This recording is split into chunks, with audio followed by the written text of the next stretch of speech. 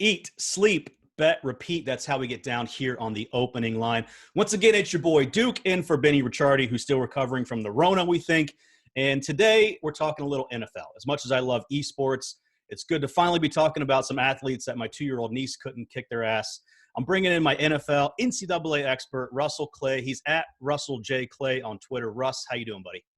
Awesome. Yeah, this is a really exciting time of year for me. Obviously, strange circumstances this year, but the draft's still going on, so the meat and potatoes of the information is still going to be there. We're still going to get all these picks, and I'm pumped to see where all these players are going to end up.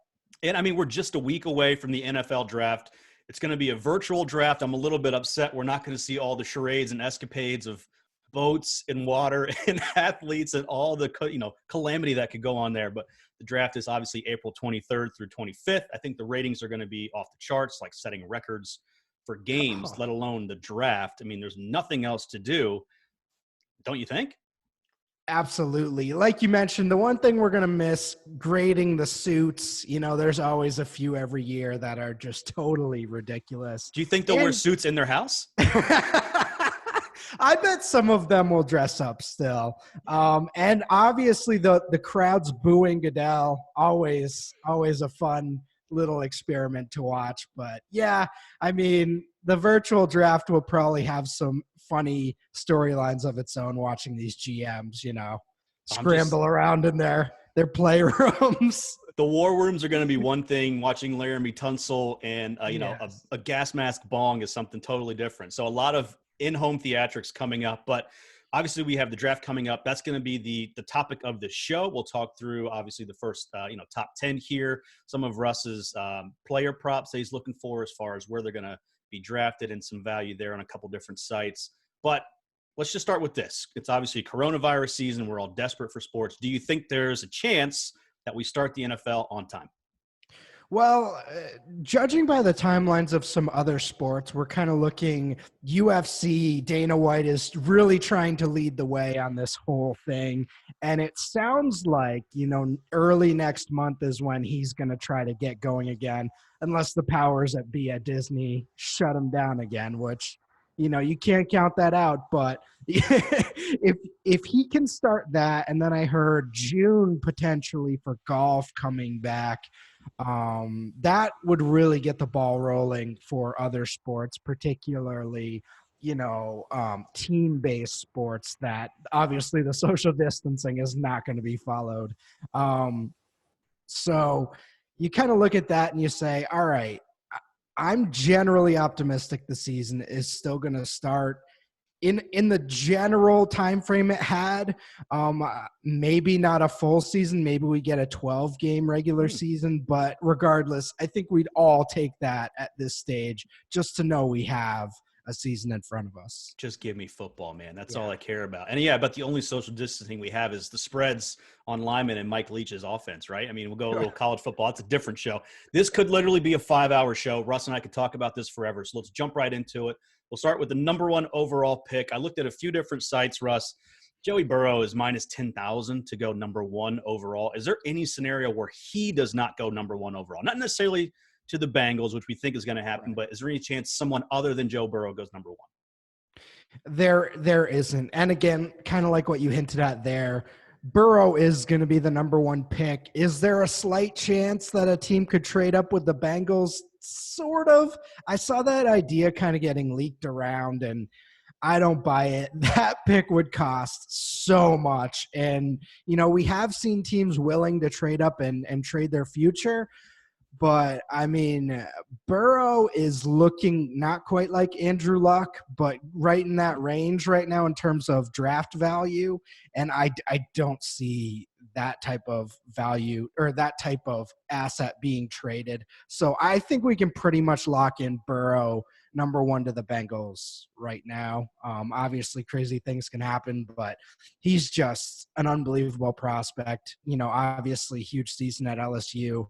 Prototypical size, really has everything. So lock that in. I'd tentatively stay. Yeah, not that we're recommending a minus 10,000 bet. Pretty safe bet that Joe Burrow goes number one. Maybe don't waste your money on some other guys, maybe sneaking in there at good plus odds. Is he your number one prospect in the draft? Yes, and in terms of Tua Tagovailoa, before that hip injury, I probably would have had him in a similar range, but I mean, two pretty major injuries. He's got ankle stuff as well. So, you got to knock him down on your quarterback prospect board. I still do have him going in the top 10 in my mock draft over at Fantasy Guru, but overall you can't it was like start of 2019 season. Tua was here, and then Burrow just kept going, and then the hip injury, and it was just over. So yeah, it's pretty clear at this point. He's really got everything you're looking for. Obviously, the physical abilities, mentally, the makeup seems to be there. A ton of moxie. And by the way, quick Joe Burrow story. He used to be a Buckeye, right? I'm a huge Buckeye fan. I was actually at the Ohio State-Wisconsin game. I guess it was 2.5, 3 years ago, and stopped by the team hotel for their walkthrough and saw him slinging it and called my dad and said, "This is our guy. If he can stay when Dwayne leaves, we're going to be sick." Of course, Dwayne won the job. Joe Burrow transfers out. Things happen. But really, the top three prospects in the draft are Ohio State players. Let's go to number two, where it starts to get interesting. The Redskins here at 2. They have Dwayne Haskins, who we just talked about. Probably don't need QB help. Seems like the popular choice here is freak defensive end Chase Young. And a little side note on your Ohio State Buckeyes. Please. I mean, they got Justin Fields, so none of any of what you just said matters. They literally have a guy who's probably going to be a top at least 3 pick next year. So anyway, we'll be okay. Chase Young, yes, of course. A very exciting defensive end prospect, just massive and highly productive, and really one of the team leaders for that Buckeye defense last year. Redskins need a lot of help, particularly on the defensive line. You do see some rumors about them trading down and potentially getting him later if someone trades up for a quarterback, which is still totally in play. Both Justin Herbert and Tua have gotten, quite a bit of hype over the last couple weeks. And Justin Herbert, I wrote about him earlier this week. Very similar draft cycle to Jared Goff, where the draft media doesn't like him and they pick him apart, and it's all the weaknesses and it's all this. And then at the end of the day, it's like he's a guy NFL teams are going to covet. That Jared Goff, that prototypical pocket passer, and he's actually way more athletic than Jared Goff ever was. So I expect him to go pretty high as well. Could even go at 2 if the Chargers or the Dolphins sort of decide to trade up. I do think Young is the play. That's why I picked him in my mock draft there. But don't count out a trade up for a quarterback there. I was thinking perhaps the Giants would be a perfect spot for a team to trade up in front of the Dolphins here. But you're thinking they may even go up to number 2 just to grab their guy. Yeah, I've been hearing quite a bit about that. Obviously, I'm not going to pretend I have sources, but, I am pretty in-depth in listening to the draft media. As much garbage as there is, there are a lot of good little tidbits, and you're like, Washington, they have no real reason to not trade down if they can get that value. So yeah, I have heard that they are getting some interesting calls, probably more likely to the Giants, but certainly something to look out for. Yeah, tough to pass up on a game-changing defensive end like Chase Young. We see every year in the NFL how much of an impact those types of players make. But let's go to number 3, the Detroit Lions, who need help everywhere. It seems like, first of all, what do you think about Matt Patricia? It's really weird. And in the social media era, we get to hear a lot more from the players. And things are not good from, Patricia and a former player's perspective. A lot of the time you don't hear players talk smack instantly, like maybe years later, like Greg Jennings when he came out against Aaron Rodgers a few years ago. But, right after, you don't generally hear the sour grapes. But He's had a couple guys come out against him already. I mean, I actually liked what the Lions were doing early last year before all the injuries happened, but yeah, it looks like he's on his last leg as the Lions coach if they don't, get a playoff appearance this year. Okudah would be an incredible replacement for Darius Slay, another one of your Ohio State players that I've seen him quite a few times over the last couple of years, and he is a shutdown corner, a lot like Denzel Ward. I remember back in the day, Malcolm Jenkins, he kind of turned into a safety in the NFL, but he kind of had that type of impact when I watched him. So I think he's definitely worthy of a top 5 pick. I've seen some saying he's going to drop a little bit, maybe to like the 7 to 10 range, but I have a really hard time with that. You don't see these top end corners fall out of the top 5 very often. So I like him. I love him in that spot. Again, another trade destination spot for a quarterback, but I think the Lions would be in a great spot if they picked him here. Yeah, Jeff Okudah really grew into his body over his 3 years at Ohio State. You mentioned Malcolm Jenkins. You see the success of Marcus Lattimore, obviously, with the Saints here. A lot of talent coming out of Ohio State in the defensive backfield here. You'd think with Patricia being on his last leg, he'd want some instant impact. Perhaps he net shutdown corner is what he's looking for. Absolutely. How about number 4 here with the Giants? This is my spot. I think there's going to be a trade here, assuming nothing happens, up until this point on the trade market. The Dolphins obviously picking at 5. Giants need a lot of help here. They could certainly trade back. They have their quarterback. Do they stay? Let's say they stay. Let's start with that. Let's say they stay. Is the pick Simmons out of Clemson? So I actually see them going O-line. Okay. I think that makes the most sense. Try to protect Daniel Jones. And, I mean, they have those incredible skill position players, but last year we're so limited by that offensive line. If they make the pick, then I think it will be either Simmons or offensive line. Simmons is quite the alien.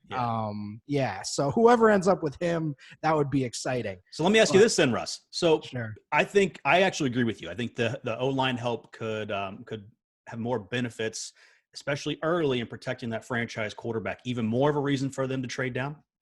Yes. So this brings up a great point.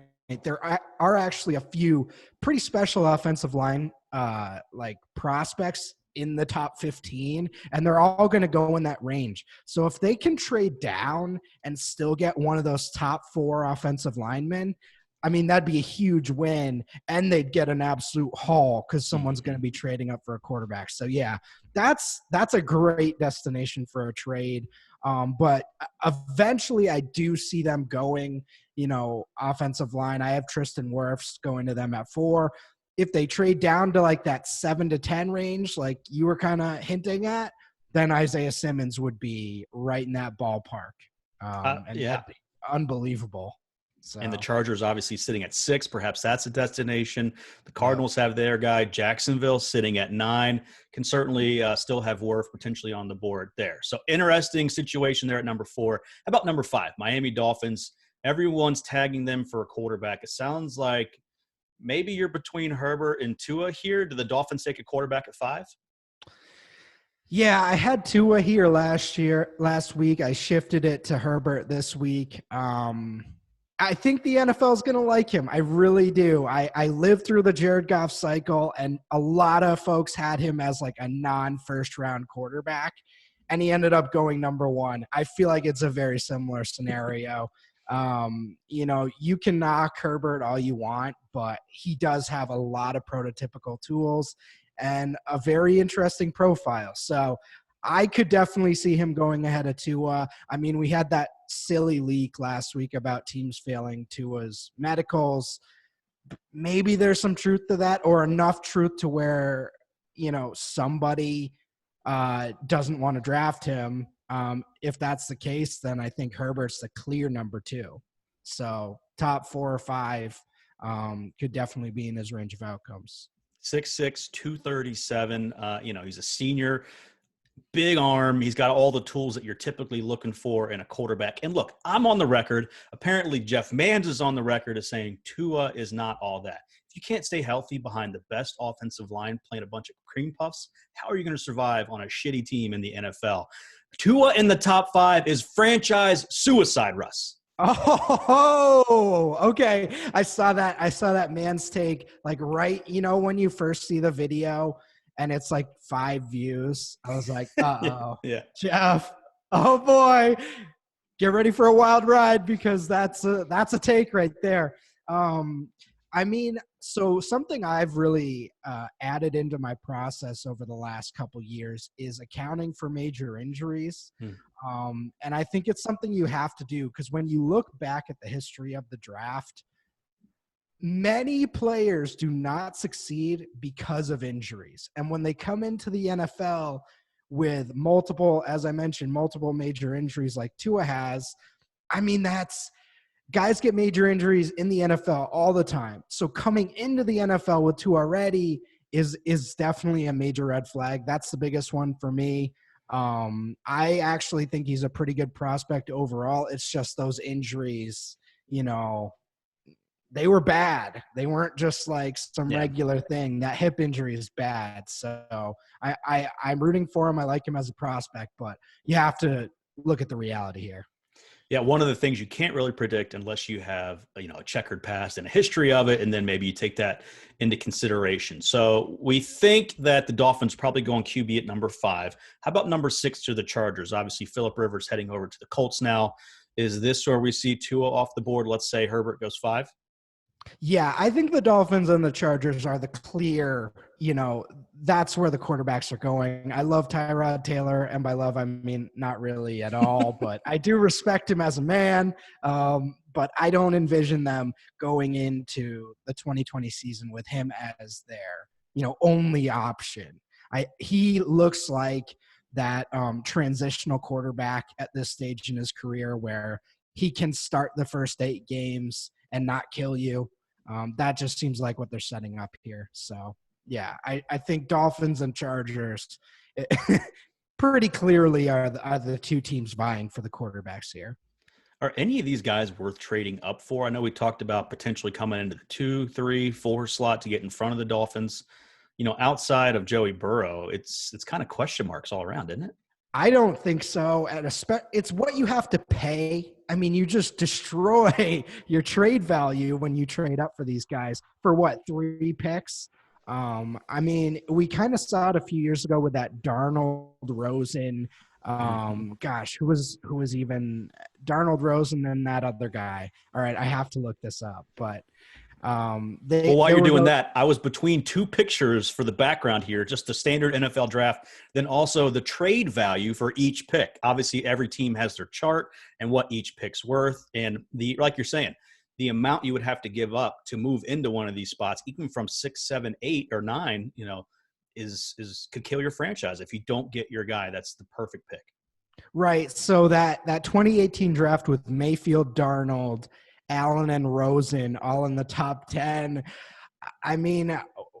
They were pretty similar tier prospects to what we're looking at now. Darnold and Mayfield were viewed as really high-end prospects, and sometimes that's what you get. I think Burrow's better than both of them, but, you look at those, you look at Herbert, you look at Tua, they're more in that other range.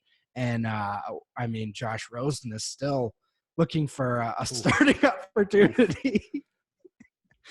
A lot of question marks about Josh Rosen and his upbringing and the silver spoon, and does he even like football? You got to really love this sport to go in there and get your head knocked off every single day. I know the practice rules have lightened up and the contact's less in practice, but this is not a sport to just show up and kind of have an effort. Right. Exactly. And, I kind of scoffed at those evaluations a little bit. And 2 years later, I'm kind of like, maybe I should, account for that a little bit. All right. So we think the quarterbacks are probably done here for the top 10, although who knows? Tua potentially going to the Chargers here at 6. Let's go to the Carolina Panthers. The Teddy Bridgewater Carolina Panthers. Derek Brown looks like the possible pick here. Beast D tackle out of Auburn. Carolina needs help kind of all over the place. What are you thinking for them? Yeah, so you mentioned Isaiah Simmons earlier. Obviously, if he's dropping, from what we've talked about so far. I don't see him getting past 7. I think that'd be, right around the range he would go. Carolina lost Luke Kuechly. They've lost some big time leaders in that locker room over the last couple years. Greg Olson as well. If they could add a potential franchise changing guy, they've become, attracted to these highly athletic sort of defensive end, outside linebacker types over the last couple years. So this is like their exact excitement. I think this would be a great match. And I mean, their defense fell apart last year. So I think he'd be a great way to start rebuilding that. And right now over on mybookie.com, Isaiah Simmons over under is at 6.5 plus 130 on the over there. Obviously it can be 7, it can be 20 at that point. If you take the over, worth a chance at plus 130. I think it is. Just because of the quarterback stuff and the trades. And I mean, if Tin ends up trading out, then you're in big trouble, because that means, someone's going to probably take Simmons in the top 6, but that's the risk you're taking. If they don't trade number 2, you're probably in the clear. There we go. Number 8, Arizona Cardinals. Probably looking O-line here to help out their guy there at quarterback. And speaking of Jeff Mans, tough call last year on this one. But Tristan Wirfs is the projected pick as of right now. I know you'd like him to possibly go to the Giants, maybe even at number 4. If he's still around here, is that the pick for Arizona? Sure. And I'll get into the Jaguars as well here, because I kind of see them going in the same general direction. I see offensive line for both of these picks if they're not traded.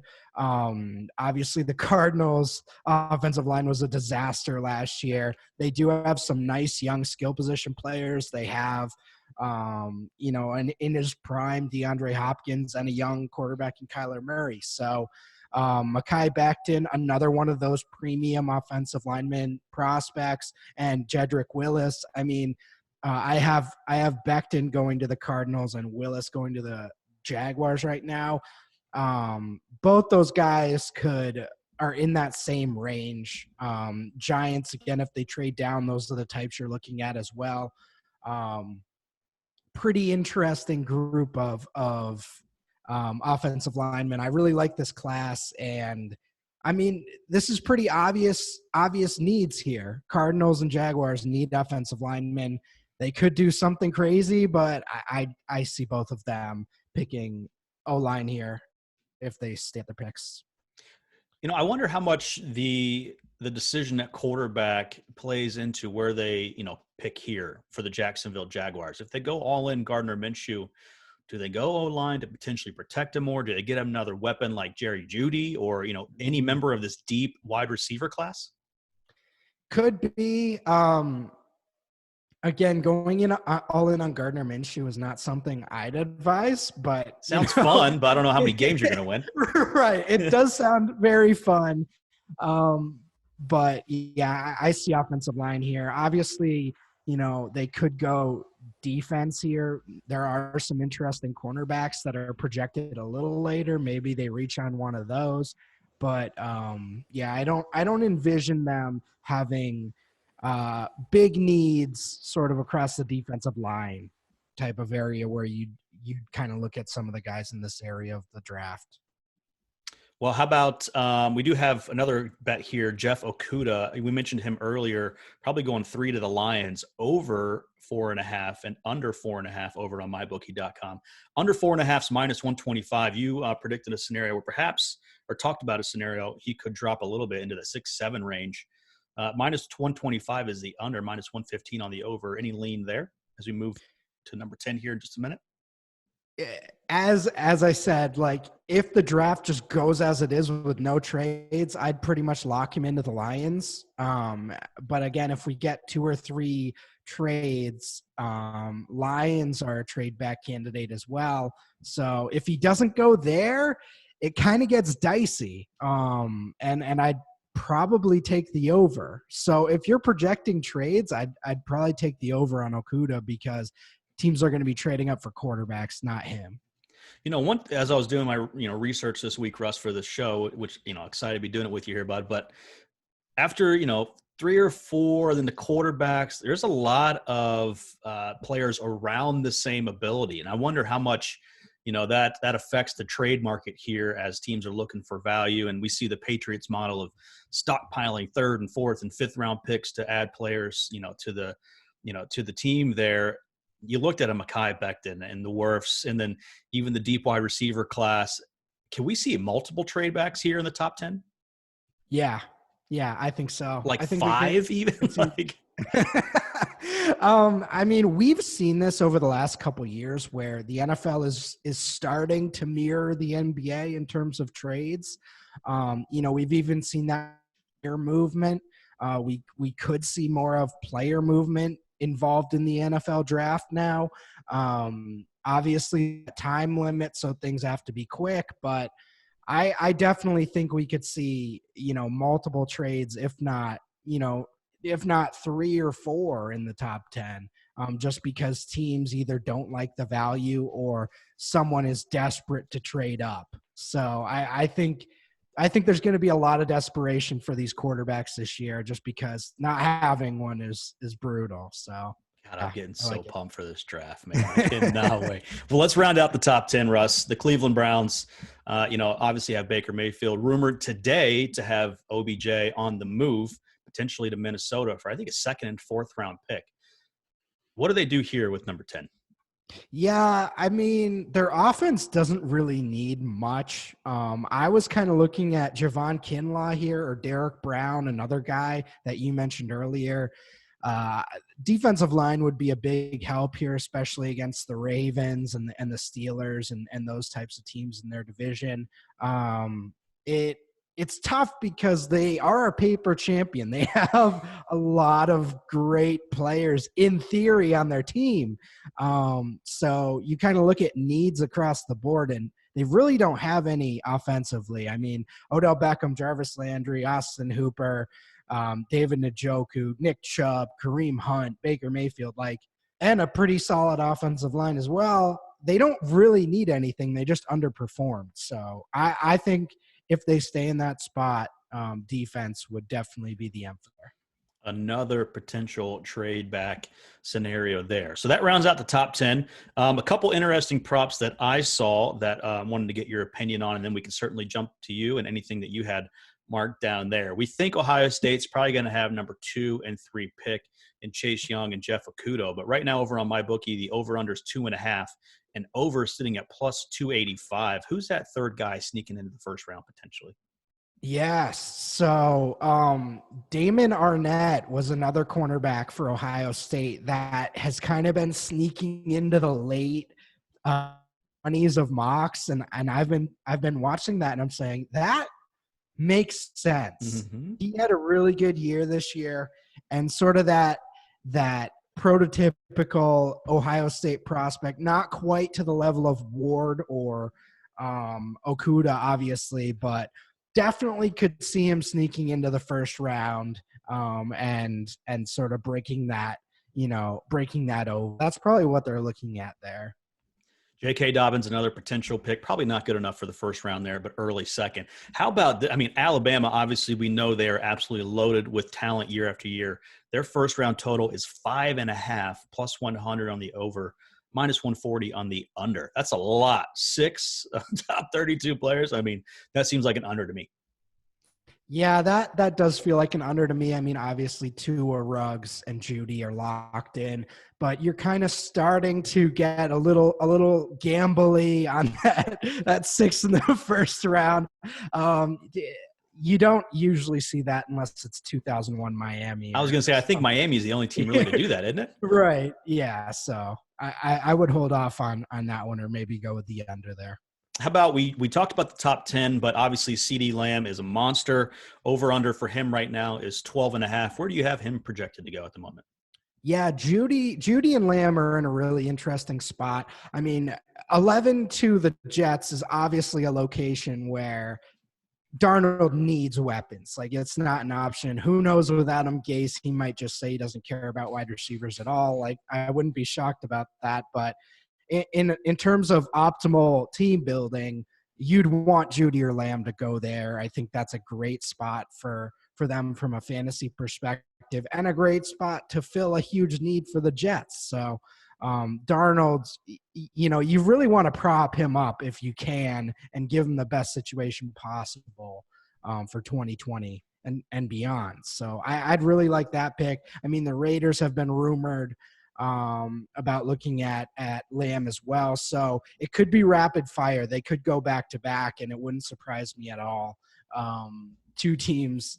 Because beyond that, I mean, you're kind of looking at the Broncos at 15, but Ruggs has kind of been hinted at the picks there. And I mean, beyond that, you're looking at teams that don't necessarily need wide receiver, 49ers, Buccaneers, Falcons, Cowboys. Like none of them really need wide receivers. So unless there's a trade up, you kind of expect that 11 and 12 spot to be the main wide receiver spots. Yeah, maybe a situation here as the first round's unfolding where we're, seeing some chips fall as we figure out some more information. We can make kind of a live pick there, as we head down in the first round there. What other picks or whatever props are you looking at as far as draft positions and some value there on the board, Russ? Yeah, in terms of running backs, I kind of have a weird one. I think a team could reach for Jonathan Taylor in the first round. So I believe the over-under on running backs in the first round is 0.5. And I think 2 could happen. Jonathan Taylor, in terms of what I look at for prospect profiles like a top 10, historical pick. Wow. Like a Zeke Elliott,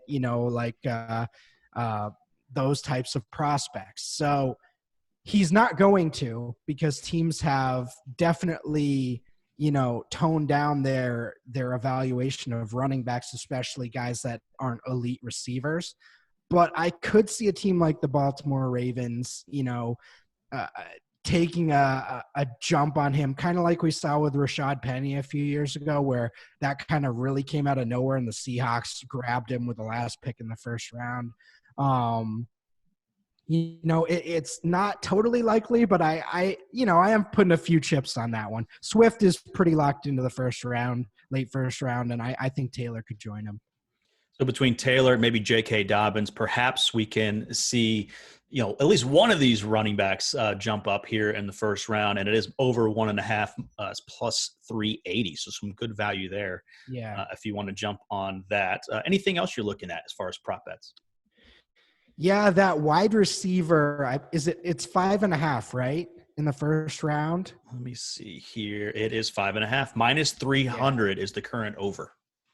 So yeah, it's a loaded year for NFL teams liking the wide receivers. I don't necessarily agree with all these wide receivers they're projecting to go in the first round, but it does appear like that's pretty locked in, and it doesn't surprise me at all that that's a pretty locked in, not much value thing.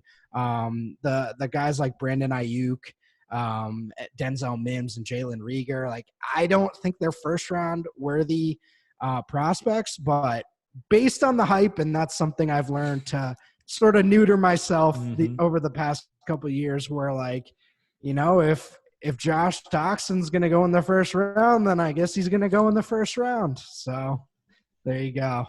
Yeah. I wouldn't touch that one. Stop listening to the masses. Listen to Russ Clay. That's exactly what we're saying here. Well, how about this? Outside of, our top quarterbacks, Burrow, Tua, Herbert, who do you like here as far as 4, 5, 6 on the list? Jordan Love's obviously getting a lot of good pub here. Is he your next quarterback on the list? So interestingly enough, Jake Fromm for Georgia was supposed to be, a locked-in top 5 pick over the last couple of years, particularly after his true freshman season. We talked about Justin Fields earlier for Ohio State. Jake Fromm beat him out. I mean, he made Fields transfer after his freshman season. So the hype for Fromm was huge, really fell off, had to play some. I mean, we talked about Alabama's 6 potential first-round picks. Right. Everyone's going to look bad against them. He looked very bad against them. And now it's looking like maybe he doesn't get in the first. But over the last week, we've seen some hype on his name. I could definitely see a team reaching on him first. And as you mentioned, Love, don't think he's a first prospect, but some teams fall in love with the tools. Maybe that happens, and we could get a Deshaun Kaiser type situation where he just throws. Another shot at the Browns, who cannot stop shooting themselves in the foot. Well, you mentioned Justin Fields. Obviously, Jacob Eason was there as well and transferred out. So Georgia pushed all their chips in on Jake Fromm. You wonder if an NFL franchise will do the same. Any sneaky names you think jump into the top 10 that aren't currently projected there in the mock drafts you've seen? This year feels pretty locked in. Obviously, that 10th pick, Derek Brown, has gotten a lot of weird hype. You don't usually see run stoppers get as much hype anymore, but he has sort of been pushing up to that level. So I wouldn't be surprised to see him in the top 10, but I also wouldn't be surprised to see him falling out of the top 20. It's just how that position is valued right now. It's not as valuable anymore. And, kind of like centers in the NBA, after a while we got to accept the pain that what I grew up with isn't valuable anymore. So the game done changed. Let me ask you this, Russ. There's a guy I love out of LSU who's currently not projected in the first round, Grant Delpit. I know safety is another one of those positions where maybe don't get enough love, but he's a first-round talent. Explain to me why he's not projected to go in the first round. No idea. Really? Idea. And we did not plan this, by the way. So in terms of prospects, I love that guy. And he was great this year. So he was kind of like Fromm, where last year at this time he was, those day after the draft 2020 mocks. He was going in the top 10. And I mean, I don't know what changed. Sometimes this does happen for good reasons. Like the harder they look into it, they see more, weird stuff on his profile, but he played well this year. Now he did have, there was a corner on LSU this year that was a true freshman who, kind of blew him out of the water in terms of prospect perspective. I can't remember his name. Well, we'll have to edit that in and pretend like I was saying it after the show. That's funny. You think we have that editing ability. But, Delpit's definitely a first-round prospect in my eyes. I actually have him going 31 to the 49ers, just one of those rich get richer type situations. But, no, I agree with you. I think he's a first-round prospect. Yeah, he's a monster. And speaking of monsters, let's close out with this. We'll obviously give you a chance to kind of fill in anything you want to at the end here, but we're going to round out with Vernon Gholston. Before we get to that, obviously we're talking about him because he was a monster first-round bust. Who do you think right now? Who's your first-round bust? Who has the most bust potential? Ooh. Putting you on the spot, Russ. Again, I kind of look at these quarterbacks and I say, okay, I'm going to cheap out on this one. Ready? I'm going to cheap out on this, and I'm going to say, of those three, one is definitely busting. So there you go. Strong take from Russ.